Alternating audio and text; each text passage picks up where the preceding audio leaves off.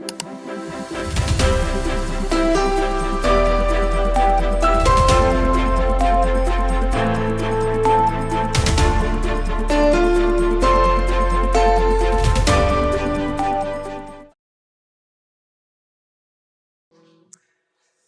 오늘은 우리 계속 지난주부터 이어지고 있는 우리 사명 선언문의 핵심 가치를 가지고 연속 설교 또 예배에 관한 주제로 말씀을 나눌 텐데, 호흡이 있는 자의 사명이라는 제목으로 함께 말씀을 나누려고 합니다. 지난 주일에는 저희가 확신으로 예배하라라고 하는 제목으로 말씀을 나누었는데요.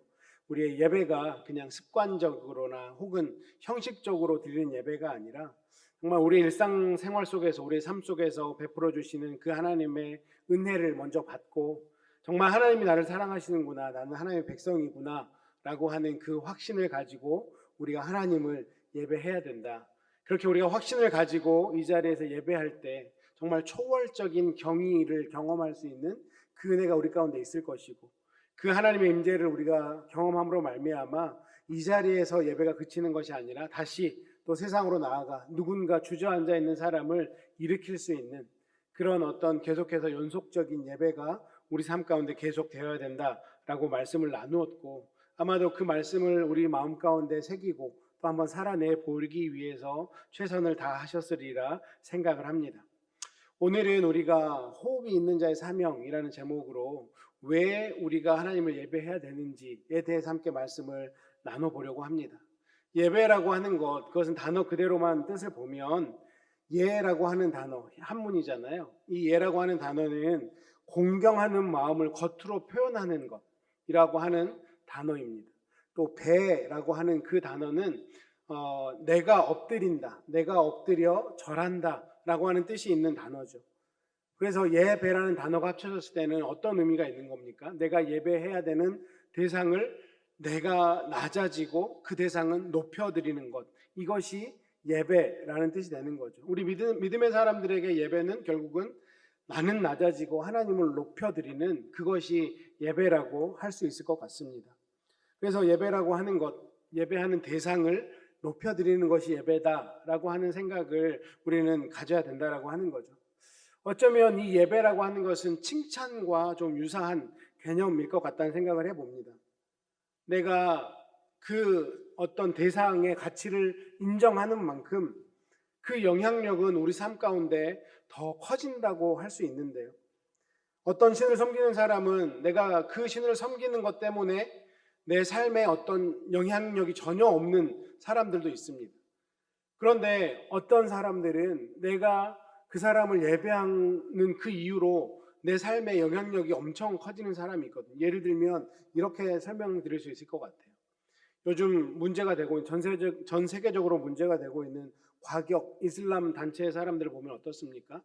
자기가 믿고 있는 그 신을 예배한다는 이유로 그 삶에 정말 안 좋은 영향이지만 심지어 자신을 폭탄 테러로 사용할 만큼 그렇게 안 좋은 영향력을 미치게 되는 거죠. 가치를 인정한다라고 하는 것은 그만큼 무서운 결과를 가져올 수도 있는 것입니다. 그래서 우리의 예배 대상이 누구이냐, 나는 무엇을 예배하느냐, 이것은 우리 삶 가운데 굉장히 중요하다라고 할 수 있죠.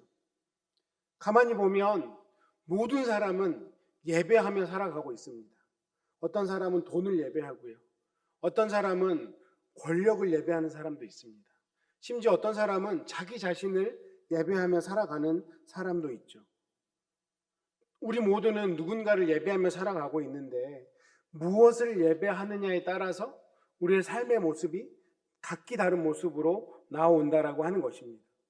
저와 여러분은 누구를 예배하며 살아가고 있습니까? 하나님을 예배하며 살아가고 있는 사람들입니다. 우리는 하나님을 높이는 사람들이고요, 하나님의 가치를 공적으로 인정하며 살아가는 사람들입니다. 우리는 그분께 영광을 올려드리는 사람들이죠. 이것이 우리 그리스도인의 정체성이라고 할 수 있습니다. 우리는 하나님을 예배하며 사는 사람이다. 그분의 가치를 인정하며 그분께 영광을 올려드리는 사람이다. 이것이 다른 사람들과 구별되는 우리의 모습이죠. 그리고 이 구별됨이 사실은 영원한 차이를 가져온다고 할 수 있습니다. 오늘 이 예배와 관련된 질문, 왜에 대해서 한번 생각해 봤으면 좋겠습니다. 왜 우리는 하나님을 예배해야 되는가? 이 왜라고 시작하는 이 질문은 굉장히 중요한 질문인데 때로는 대답하기에 쉽지 않을 때가 종종 있는 것 같습니다. 오늘 두 가지의 질문에 대해서 한번 생각해 보려고 하는데요. 왜 우리는 하나님을 예배해야 하는가? 두 번째로 왜 우리는 하나님을 예배하는가? 비슷한 질문인 것 같지만 다른 질문입니다. 왜 하나님을 예배해야만 하는가? 왜 하나님을 나는 예배하고 있는가? 이 두 가지의 질문에 한번 성경은 뭐라고 얘기하고 있는지, 우리는 이 질문에 대해서 어떻게 대답할 수 있는지 함께 나누고, 정말 우리가 온전한 예배자로 살아가기 위해 주신 말씀을 마음 가운데 깊이 새겼으면 좋겠습니다. 그냥 일반적으로 우리가 여러분은 왜 하나님을 예배하십니까? 라고 여쭤보면 어떤 분들은 그렇게 생각할 수 있을 것 같아요. 아, 그냥 예배하라니까 하는 거지 뭐 큰 이유가 있습니까? 왜 하는지 생각할 필요가 있을까요? 라고 생각을 하실 수 있는데, 우리가 어떤 일을 할 때 왜 내가 그 일을 해야 되는지 알고 하는 사람과 그냥 아무 생각 없이 하는 사람의 결과는 굉장히 큰 것을 우리 성도님들이 다 알고 계실 거라고 생각을 합니다. 우리가 왜 그 일을 해야 되는지 알고 임할 때 우리를 움직이는 힘이 되잖아요. 원동력이 된다라고 합니다. 원동력이 있는 사람과 없는 사람은 차이가 크죠. 또 그 이유를 알고 일하는 사람들, 또 알지 못하고 일하는 사람들이 중간중간에 선택하는 그 선택도 달라지기 때문에 우리가 왜라는 질문을 하고 예배를 하는 것은 굉장히 중요하다고 생각합니다. 우리가 예배해야 되는 이유가 뭘까? 우리는 왜 예배해야 되는 걸까? 먼저 이 질문에 대한 답을 한번 찾아보기를 원합니다. 성경을 읽어보면 예배하라는 명령이 많이 나옵니다. 물론 정말 말 그대로 단어 그대로 예배하라라고 하는 명령보다는 절하라, 감사하라, 찬양하라, 경배하라 이런 의미로 예배하라는 의미를 주는 구절들이 굉장히 많이 있습니다. 넓은 의미에서 보면 예배하라는 명령은 성경의 모든 다른 명령을 포함하는 명령이라고 할 수 있습니다. 대표적인 예를 들자면 십계명을 보면요. 출애굽기 20장에 보면 십계명이 나오는데 십계명의 첫 번째와 두 번째 계명 잘 알고 계시잖아요. 출애굽기 20장 3절에서부터 5절까지 말씀을 보면 이렇게 말씀하죠. 너는 나 외에는 다른 신들을 내게 두지 말라. 너를 위하여 새긴 우상을 만들지 말고 또 하늘 위로 하늘에 있는 것이나 아래로 땅에 있는 것이나 땅 아래 물속에 있는 것에 어떤 형상도 만들지 말며 그것들에게 절하지 말며 그것들을 섬기지 말라. 나 내 하나님 여호와는 질투하는 하나님인즉 나를 미워하는 자의 죄를 갚되 아버지로부터 아들에게로 3, 4대까지 이르게 하거니와. 무슨 말씀입니까? 나만 예배해라. 그 다른 어떤 것도 예배하지 말아라 라고 말씀하고 있는 거죠. 오직 하나님만을 마음에 두고 하나님만을 예배하고 하나님께만 절하고 하나님만 섬겨야 되고 하나님만 사랑하고 하나님의 말씀만 지켜라 라고 우리에게 말씀하고 있는 것입니다. 이것이 다 하나님을 예배한다 라고 하는 그 말에 포함된 의미인 것이죠. 그리고 하나님만을 예배하라는 이 명령은 구약시대의 이스라엘 백성에게만 주셨던 명령이 아니고요. 구약시대에도 이방 민족들에게도 하나님은 분명히 본인을 예배할 것을 말씀하고 있습니다. 대표적인 예로 시편 2편 10절과 11절 말씀에 보면 그런즉 군왕들아 너희는 지혜를 얻으며 세상의 재판관들아 너희는 교훈을 받을지어라. 세상의 군왕과 세상의 재판관들을 위시하여 많은 사람들이 교훈을 얻어야 되는데 그게 무슨 교훈이냐면 여호와를 경외함으로 섬기고 떨며 즐거워할지어다. 하나님을 예배하는 이 일이 세상의 모든 민족들이 해야 되는 일이다. 이것을 주님은 분명히 말씀하고 있습니다. 그리고 오늘 우리가 본문으로 삼았던 시편 150편 6절의 말씀에는 누가 예배해야 되는지 우리에게 말씀하고 있습니다. 누가 예배해야 됩니까? 호흡이 있는 자는 다 예배해야 되는 것을 말씀하고 있죠. 저 여러분은 호흡이 있는 자들이죠. 저 호흡이 있는 자들이라고 하는 저 말씀에는 호흡이 있는데 믿음이 있는 자들, 크리스찬인 자들이 아니라 세상에서 숨쉬고 있는 모든 자들은 하나님을 찬양하고 예배해야 된다라고 성경은 분명하게 말씀하고 있습니다. 이를 토대로 볼 때 하나님을 예배한다라고 하는 것은 어떤 특정한 시대, 어떤 특정한 민족, 구분된 사람에게만 해당되는 명령이 아니라 모든 사람들에게 해당되는 명령이라고 할 수 있습니다. 그러면 이쯤 돼서 드는 생각이 있을 것 같아요. 왜 하나님은 성경을 통해 이런 명령을 우리에게 주실까? 왜 모든 사람이 하나님을 예배해야 된다라고 하나님은 말씀하실까? 그것은 이것이 하나님을 예배하는 것이 우리의 창조의 목적이기 때문에 그렇습니다. 우리가 잘 아는 창세기 1장에 나오는 말씀. 하나님께서 이 모든 것을 창조하셨기 때문에 호흡이 있는 모든 것들은 심지어 해와 달과 하늘까지도 하나님을 예배해야 된다. 하나님을 드러내야 된다라고 말씀하고 있는 것입니다. 하나님의 창조에는 분명한 목적이 있는데 그것은 바로 하나님을 드러내는 것이고 그냥 드러내는 것이 아니라 영화롭게 드러내는 것. 이것이 창조의 목적이다라고 하는 것입니다. 이사야 43장 7절 말씀에 내 이름으로 불려지는 모든 자 곧 내가 내 영광을 위하여 창조한 자를 오게 하라. 그를 내가 지었고 그를 내가 만들었느니라 라고 말씀하고 있습니다. 내가 내 영광을 위하여 창조했다 라고 성경은 분명하게 기록하고 있죠. 저와 여러분은 하나님의 영광을 위해서, 하나님을 예배하기 위해서, 하나님께 영광 올려드리기 위해서 창조되었다라고 하는 거죠. 모든 만물이 하나님의 영광을 위해서 창조되었는데 우리 인간들은 너무나 자기중심적이어서 셀피시해서 나를 위해 살아가고 나의 영광을 위해 살아가는 것을 택하게 되었습니다. 하나님이 우리를 위해서 좋은 것을 주시지만 그럼에도 불구하고 하나님 우리를 사랑하시지만 우리의 목적은 우리를 위한 것이 아니라 하나님의 영광을 위해서 창조되었다라고 하는 것을 우리는 반드시 깨닫고 이것을 날마다 생각하며 살아가야 되는 거죠. 이것이 모든 피조물의 존재의 목적이라고 할 수 있습니다. 우리 피조물이 하나님을 영광 드러내는 것 중에 으뜸이 되는 것, 이것이 바로 하나님을 예배하는 일이다. 이것을 우리가 반드시 기억하면서 살아야 된다라고 하는 거죠. 창세기 1장에 나오는 이 역사성과 진실성을 부인하면 나머지의 모든 성경에 있는 내용은 아무런 의미가 없기 때문이죠. 이번에 지난 월요일부터 수요일까지 우리 엘더 목사님들이 모여서 여러 가지 의논들을 하는데 처음에 이제 아이스 브레이킹을 하는데 목사님들마다 쪽지를 주고 개인적인 질문이 있더라고요. 자기 소개를 하면서 그 질문에 대한 답을 하라는 거예요. 저에 대한 질문은 뭐였냐면 제가 받은 질문은 뭐였냐면 예배하는데 모든 성도들이 조는 것 아니면 모든 성도들이 핸드폰을 하고 있는 것 둘 중에 당신은 어떤 걸 택하겠습니까? 그리고 무엇을 그 이유는 뭡니까? 라고 물어봐서 저는 모든 성도들이 조는 것을 택하겠습니다 라고 했습니다. 왜냐하면 제가 주일에도 여전히 보고 있는 장면이기 때문에 좀 덜 당황스러울 것 같다.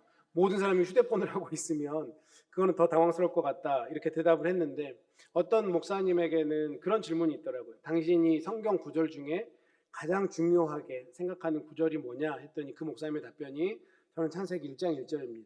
이 구절이 믿어지지 않고는 그 이후에 어떤 성경도 풀리지 않기 때문에 저는 이 창세기 1장 1절이 가장 중요합니다 라고 이야기하신 것을 들었습니다. 이 창조의 신비 또 창조의 목적 우리가 이것을 이루어 드리지 않으면 우리가 이 땅 가운데 살아갈 이유가 없는 거죠. 그 목적이 틀려지게 되면 앞에서 하나님 말씀하셨던 것처럼 정말 3, 4대까지 벌을 받는 그런 일들이 우리 삶 가운데 일어날 수도 있다라고 하는 것입니다.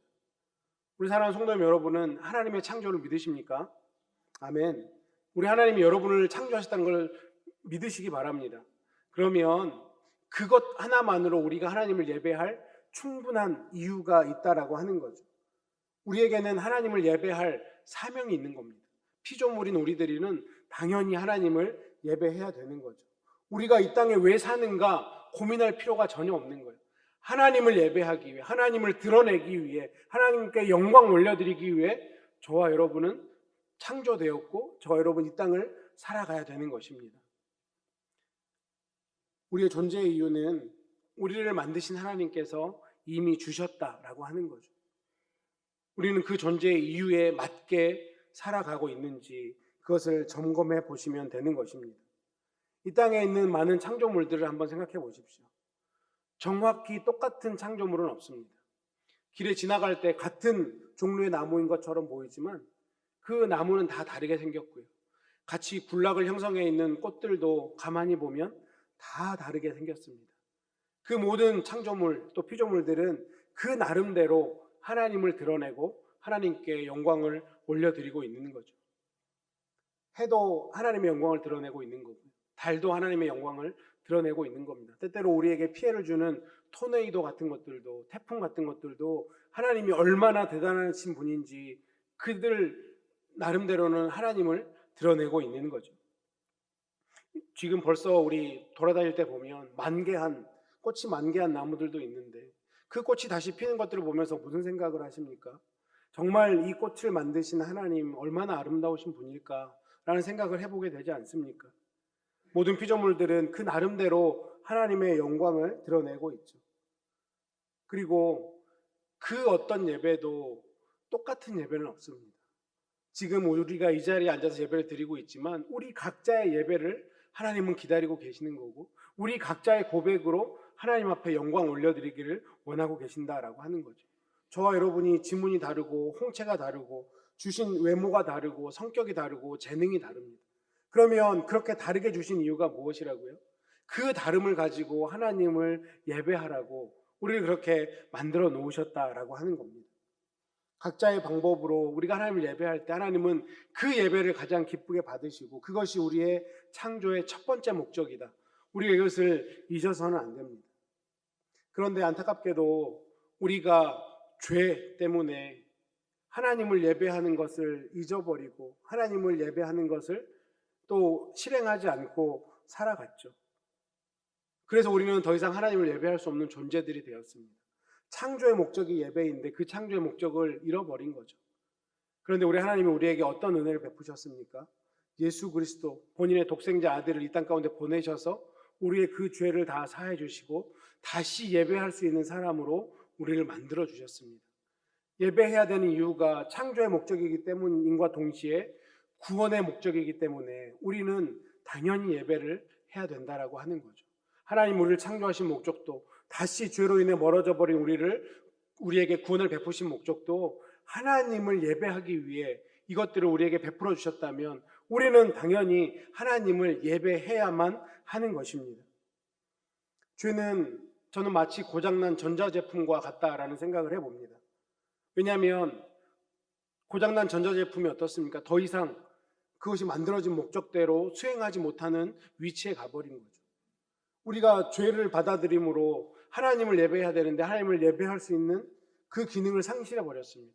하지만 하나님은 구원을 다시 한번 베풀어 주심으로 우리로 하여금 다시 한번 예배할 수 있는 그 놀라운 능력을 우리에게 허락하시는 거죠. 우리가 잘 아는 고린도후서 5장 17절 말씀에 그런즉 누구든지 예수 그리스도 안에 있으면 새로운 피조물이라 이전 것은 지나갔으니 보라 새 것이 되었도다. 죄로 인해서 창조의 목적을 잃어버렸는데 다시 한번 우리로 하여금 새로운 피조물이다 라고 주님이 말씀해주고 있는 것입니다.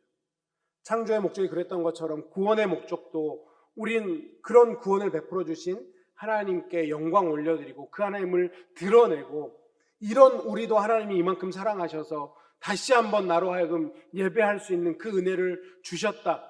그렇게 하나님을 예배하는 그 자리로 우리를 부르셨다는 사실을 반드시 기억하셔야 됩니다. 이 사실을 깨달은 베드로 사도도 이렇게 고백하죠. 너희는 택하신 족속이요 왕같은 제사장이요 거룩한 나라요 그의 소유된 백성이니 이는 너희를 어두운 데서 불러내어 그의 기이한 빛에 들어가게 하신 이의 아름다운 덕을 선포하게 하려 하심이라. 그의 기이한 빛이라고 표현하고 있어요. 우리 같으면 야 너는 필요 없다 네 예배 안 받는다 이럴 것 같은데 하나님은 다시 한번 우리를 택하고 우리를 사랑해 주셔서 하나님을 예배하는 예배자로 세워주신 그런 말로 설명할 수 없는 기이한 빛에 다시 한번 우리를 불러주셨다라고 하는 거죠. 왜 불러주셨습니까? 그 아름다운 덕을 선포하게 하기 위해서 그 하나님을 예배하게 하기 위해서 우리를 불러주셨다라고 하는 것이죠. 이것이 우리의 창조의 목적이고 구원의 목적이기 때문에 우리는 당연히 예배를 해야 하는 것입니다. 하나님께 영광을 올려드려야 하는 것이죠. 그런데 이렇게만 얘기하면 마치 숙제해야 되는 것처럼 느껴지니까. 우리 본성이 어떻습니까? 내가 뭔가를 하려고 마음 먹었다가도 옆에서 누가 시키면 안 하지 않습니까? 어렸을 때 내가 웬일로 마음을 먹고 숙제를 학교 갔다 와서 열심히 하고 있는데 엄마가 야, 너 숙제 안 하냐면 하던 숙제도 그냥 하기 싫어지는 그런 마음이 있는 것처럼, 아, 예배 그냥 내가 자발적으로 하면 되는데 왜 하나님이 이렇게 마치 안 하면 안 될 것처럼 얘기하시는 거, 이거 너무 부담스럽다, 이렇게 얘기하실 수 있는데, 우리가 예배해야만 하는 이유 말고요, 기꺼이 하나님을 예배할 수밖에 없는 그 이유도 우리에게 하나님은 주셨다라고 하는 것입니다. 왜 우리가 하나님을 예배해야 되는가? 앞에서 제가 드렸던 질문, 왜 우리는 하나님을 예배해야 하는가? 예배해야만 하는가? 이 질문은 우리의 창조의 목적이고 구원의 목적이기 때문에 예배해야만 했는데, 그런데 우리는 왜 예배하는가? 그냥 끌려와서 예배하는 것이 아니라 자발적으로 왜 예배하는가? 성경은 우리에게 뭐라고 말씀하는지 함께 나눠보기를 원합니다. 왜 하나님을 예배해야 하는가? 왜 예배할 수밖에 없는가? 잘 생각해 보면 이 예배는 우리가 해야 되는 숙제가 아니고요, 우리에게 아주 자연스러운 일이 예배라고 저는 생각을 합니다. 앞에서 말씀드렸던 것처럼 예배라고 하는 것은 나는 낮아지고 하나님을 높여드리는 겁니다. 하나님의 가치를 인정해드리는 거, 드러내는 일이 바로 예배라고 할 수 있는 거죠. 우리가 하나님을 예배하는 것 중에 아주 자연스럽게 하는 것 중에 하나가 뭐냐면 자연을 보고 감탄하는 일이라고 생각을 해요. 제가 지난 금요일에 교회에서 이제 일을 다 마치고 집에 가려고 주차장에 나왔는데 시간이 5시 30분 정도 됐거든요. 저쪽 하늘에 해가 지는데 너무 멋있게 지는 거예요. 마치 하늘에 불이 난 것처럼, 마치 물감을 뿌려놓은 것처럼 너무 멋있어서 제가 SNS를 잘 안 하는데 휴대폰을 열고 그 그림을 담아서 SNS를 했습니다. 나만 보기 아까워서 내 주변에 있는 사람들도 아, 이런 멋진 하늘이 있구나.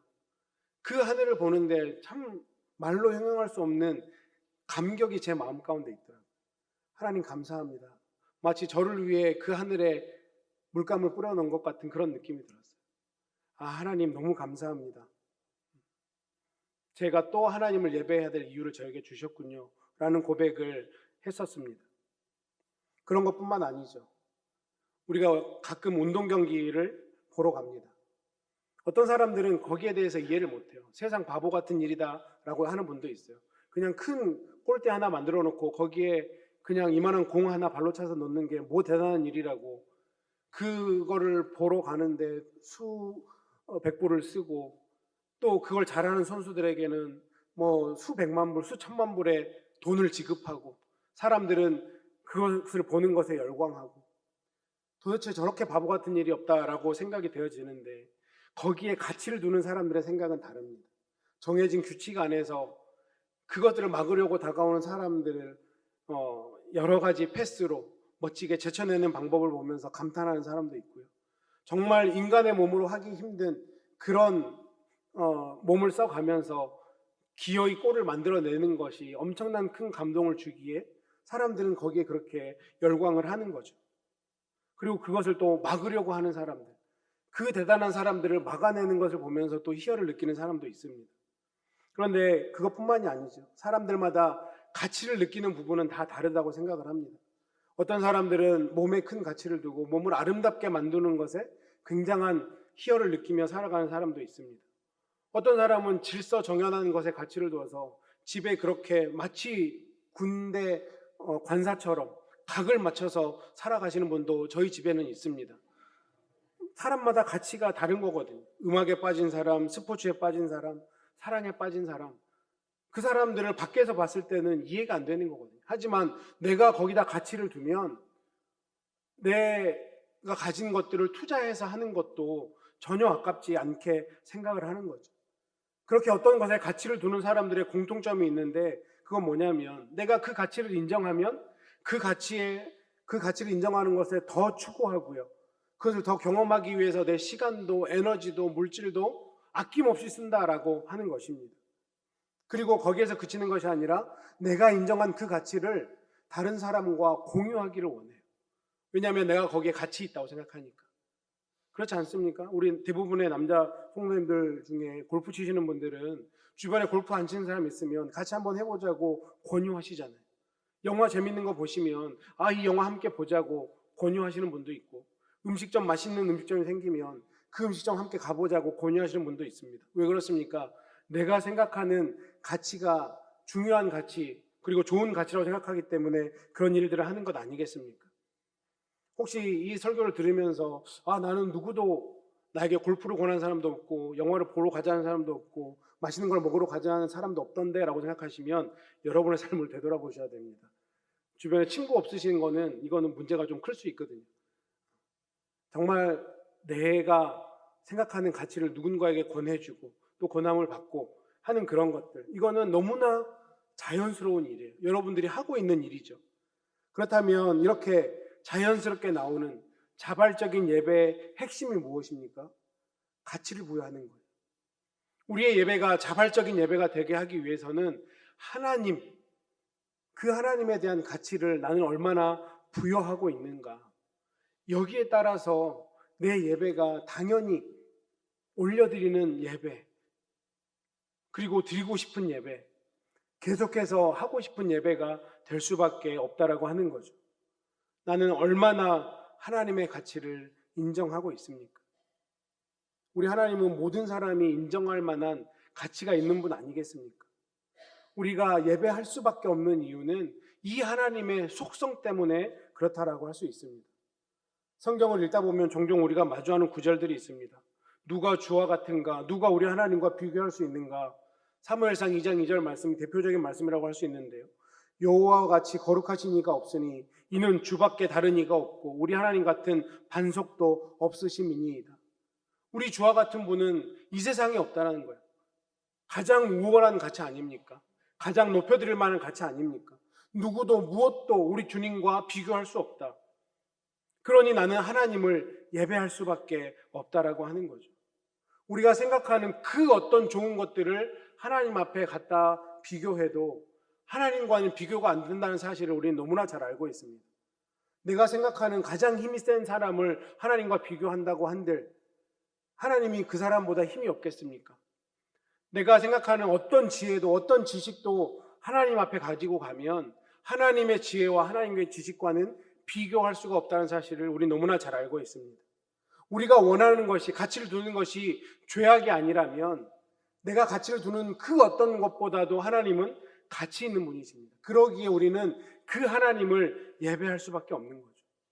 그래서 우리는 그 하나님이 거룩하다 얘기하고요, 그 하나님의 위엄이 있다라고 얘기를 하고요, 그 하나님이 위대하시고 그 하나님이 정말 영화롭다라고 우리는 이야기하고 높일 수밖에 없는 것입니다. 다윗도 이 사실을 너무 잘 알았기 때문에 여호와의 아름다움이라고 시편 21편에서 표현하고 있습니다. 이 하나님은 누구나 사모할 만한 가치가 있는 분이다. 그러기에 우리는 예배할 수밖에 없다. 이것을 우리가 반드시 깨달았으면 좋겠습니다.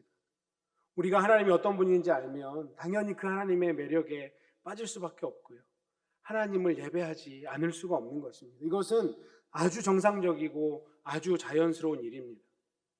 그렇게 우리가 자연스럽게 하나님을 예배하지 못한다는 것은 어쩌면 내가 그만큼 하나님을 모르고 있다라는 반증일 수도 있습니다.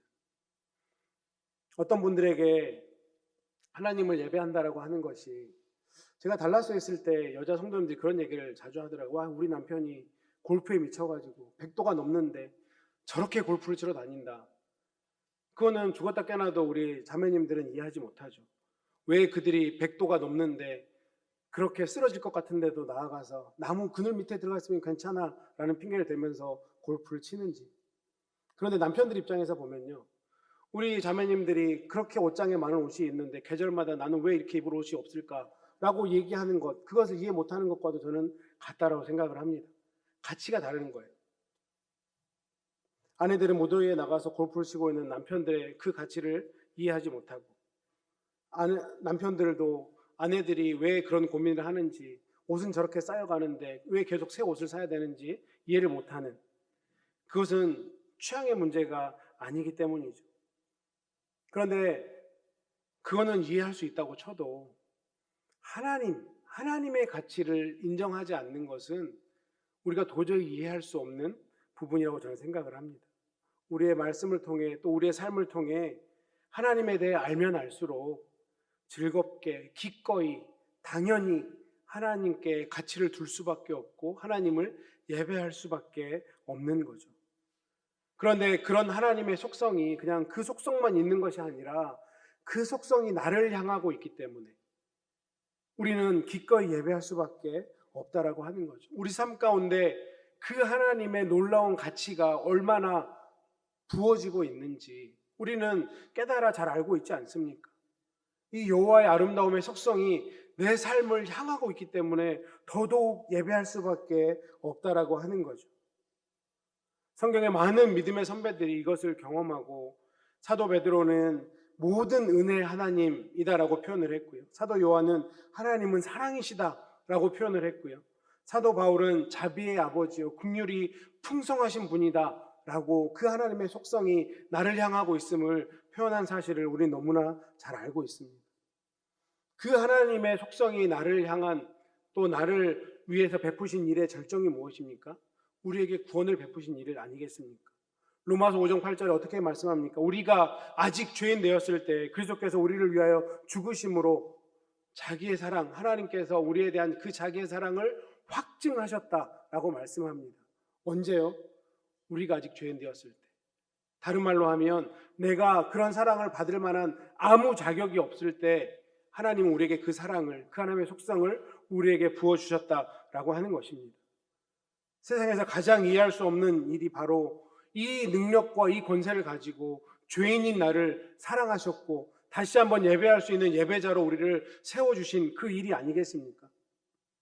도대체 하나님은 왜 이런 일을 우리 삶 가운데 베푸셨을까요? 우리로 하여금 그 하나님의 영광을 드러내게 하기 위해서 그 하나님의 선하신 속성과 은혜와 자비와 표현할 수 없는 그 사랑, 이것들을 드러내게 하기 위해서 우리를 구원하신 것입니다. 그리고 이제 우리는 그 하나님을 예배할 수밖에 없죠. 그 하나님을 드러낼 수밖에 없는 것입니다. 이 사실을 깨달은 다윗이 이렇게 고백했습니다. 너희는 여호와의 선하심을 맛보아 알지어다. 그에게 피하는 자는 복이 있도다. 여호와의 선하심을 맛보아 알지어다. 나는 그 여호와의 선하심을 내 삶 속에서 경험하고 맛보고 있습니까? 그러면 당연히 우리는 하나님을 예배할 수밖에 없는 거예요. 이 주일에 모여서 이렇게 예배하지만 매일매일의 삶 속에서 그 선하심을 맛본다면 우리는 자연스럽게 예배할 수밖에 없는 것입니다. 우리가 그 하나님의 선하심을 맛보아 안다면 왜 하나님을 예배해야 합니까? 라고 하는 이 질문은 부끄러운 질문이 될 수밖에 없는 거죠. 이제 말씀을 맺겠습니다. 우리가 하나님을 왜 예배해야 됩니까? 그것은 창조의 목적이고 구원의 목적이기 때문에 그렇습니다. 우리는 왜 하나님을 예배합니까? 우리에게 베푸신 은혜로 인해 그 놀라운 하나님의 속성이 우리 삶 가운데 경험되어졌기 때문에 그 하나님의 놀라운 가치가 내 삶을 주장하고 이끌고 나가기 계시기 때문에 우리는 예배할 수밖에 없다라고 하는 거죠. 우리가 오늘뿐만 아니라 이번 한 주간 살아가시면서 그 하나님의 선하심, 그 하나님의 사랑, 그 하나님의 은혜, 이 세상 그 어떤 가치보다도 뛰어난 가치를 갖고 계신 그 하나님을 우리 삶 속에서 경험함으로 우리의 삶 가운데 자발적으로 기쁨으로 감사로 순간순간을 예배하는 저와 여러분 되시기를 주님의 이름으로 축원합니다.